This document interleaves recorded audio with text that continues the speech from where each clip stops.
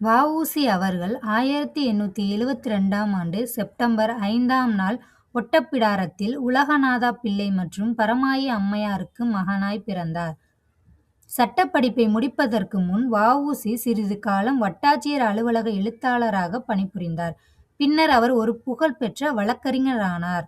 1905ஆம் ஆண்டில் வங்காள பிரிவினைக்குப் பிறகு அரசியலில் நுழைந்தார்.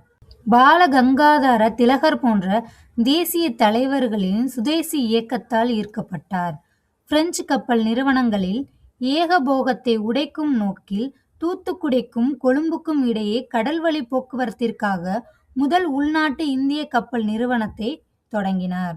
தொழிலாளர்களின் உரிமைக்காக போராடினார். 1908ஆம் ஆண்டு மார்ச் மாதம் தூத்துக்குடியில் பிரெஞ்சு ஆலை தொழிலாளர்களை வேலை நிறுத்தம் செய்ய தூண்டினார்.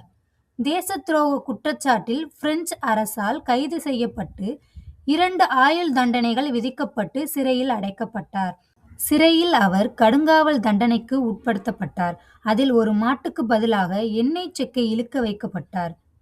1936ஆம் ஆண்டு நவம்பர் 18ஆம் நாள் தூத்துக்குடியில் காலமானார்.